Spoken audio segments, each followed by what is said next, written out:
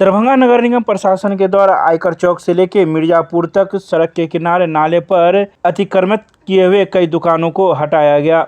बुधवार को दरभंगा नगर निगम प्रशासन के द्वारा आयकर चौक से लेकर मिर्जापुर तक के कई दुकानों को हटाया गया।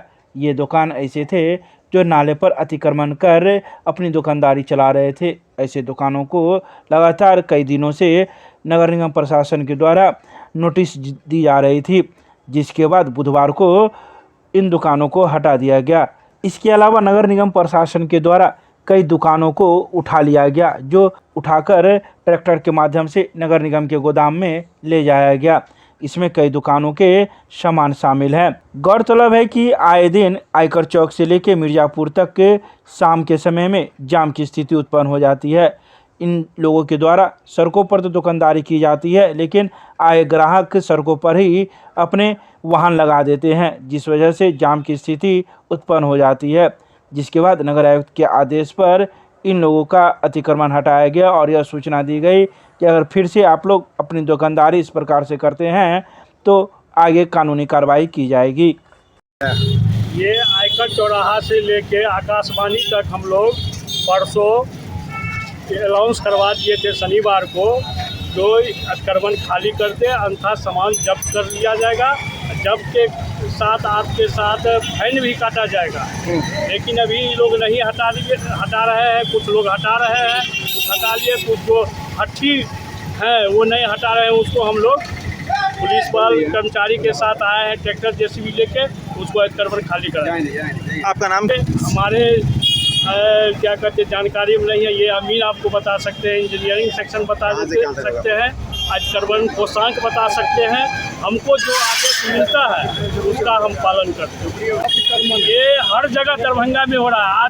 आज एक सप्ताह पहले हम लोग नेशनल सिनेमा के पास कराए थे, मौलागंज करवाए थे। हर जगह दरभंगा के जो हॉट स्थान है, जहाँ जाम लगता है, वहाँ हम लोग की तत्परता रहता है कि अतिक्रमण मुक्त रहे। उसका भी हम लोग नोटिस तैयार कर रहे हैं।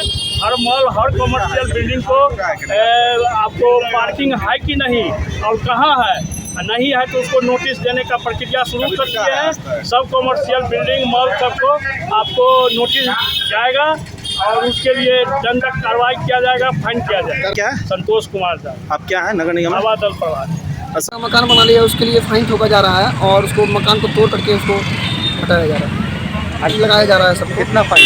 5,000 का फाइन है जो लगा देते हैं उसको। 1500 से लेकर के 5,000 तक का फाइन है। जो भी बड़े बड़े मॉल है उन लोग को नोटिस दे करके उसको हटाने का समय दे करके उसको हटाया जाए। यहाँ से लेकर के आयकर चौक से लेकर के डेंगी रोड तक यहाँ पर काफ़ी सारा मॉल है, उन लोग सबको लोग नोटिस जा रहा है, उसका प्रक्रिया चल रहा है, उसको नोटिस जाएगा सब। जल्द भी कोई जगह हटाया जाएगा? हाँ, जरूर हटाया जाएगा। जैसे अभी लोग हम लोग आयकर चौक से लेकर के राजकुमारगंज तक हटाए हैं। कल कहाँ हटाना? कल तक का समय दिया गया है। कल यहाँ आयकर चौक से लेकर के डेंगी रोड और आयकर चौक से लेकर के थाना तक साथ में प्रशासन भी है और नगर निगम कर्मचारी भी है, धावा दल के प्रभारी भी हैं। कौन से थाना से पुलिस है? हम लोग को दरभंगा प्रशासन से मिला। क्या नाम हुआ? गौतम कुमार राम नाम है मेरा और मैं जोन प्रभारी दरभंगा। विश्वविद्यालय थाना पुलिस ने 3 युवकों को अलग अलग मामले में भेजा न्यायिक हिरासत में। विश्वविद्यालय थाना पुलिस ने 3 युवकों को अलग अलग मामले में बुधवार को न्यायिक हिरासत में भेज दिया, जिसमें एक युवक जिसका नाम कुंदन कुमार उर्फ चंदन है, इसके पिता का नाम लाल बिहारी यादव है, यह सरौती घोगरडी मधुबनी का रहने वाला है। इसे शराब पीने के मामले में न्यायिक हिरासत में भेज दिया गया। जब इसकी जांच एनालाइजर मशीन से की गई तो 216 mg पाया गया। तो वहीं दूसरा युवक नगर थाना क्षेत्र के भगवान दास मोहल्ला का है, जिसका नाम विकास महतो, पिता का नाम प्रभु महतो है। इसे भी शराब पीने के मामले में न्यायिक हिरासत में भेजा गया। तो वहीं तीसरे व्यक्ति का नाम मोहम्मद अरबाज है, इसके पिता का नाम तो वहीं मातृभाषा दिवस पर वाद विवाद प्रतियोगिता में अमन कुमार को तीसरा स्थान प्राप्त एक बोतल नेपाली शराब बरामद की गई थी, जिसके बाद पुलिस ने तीनों युवकों पर कागजी कार्रवाई कर सभी को न्यायिक हिरासत में भेज दिया। राजकुमार शुभेश्वर सिंह मेमोरियल क्रिकेट प्रतियोगिता में मुजफ्फरपुर ने भागलपुर को 6 विकेट से हराया। दरभंगा के संस्कृत विश्वविद्यालय के खेल मैदान में राजकुमार शुभेश्वर सिंह मेमोरियल क्रिकेट प्रतियोगिता का आयोजन किया जा रहा है। इस क्रिकेट प्रतियोगिता के दूसरे सेमीफाइनल में बुधवार को मुजफ्फरपुर ने भागलपुर को 6 विकेट से हरा दिया। निर्धारित 21 ओवर के मैच में मुजफ्फरपुर की टीम ने टॉस जीतकर पहले गेंदबाजी करने का निर्णय लिया। भागलपुर की टीम ने पहले बल्लेबाजी करते हुए 21 ओवर में 165 रन बनाए। भागलपुर के बल्लेबाज अमन ने 58 गेंद में 5 छक्के एवं 11 चौके की मदद से 91 रन बनाए। तो वहीं मुजफ्फरपुर की टीम ने 16 ओवर में 166 रन बनाए। मुजफ्फरपुर के बल्लेबाज विकास रंजन ने 27 बॉल में 8 चौके 4 छक्के की मदद से 62 रन बनाए। तो वहीं मैन ऑफ द मैच का पुरस्कार मुजफ्फरपुर के विकास रंजन को टूर्नामेंट कमेटी के चेयरमैन कुमार कपिलेश्वर सिंह के द्वारा नगद राशि 5,000 रुपये के रूप में प्राइज दिया गया।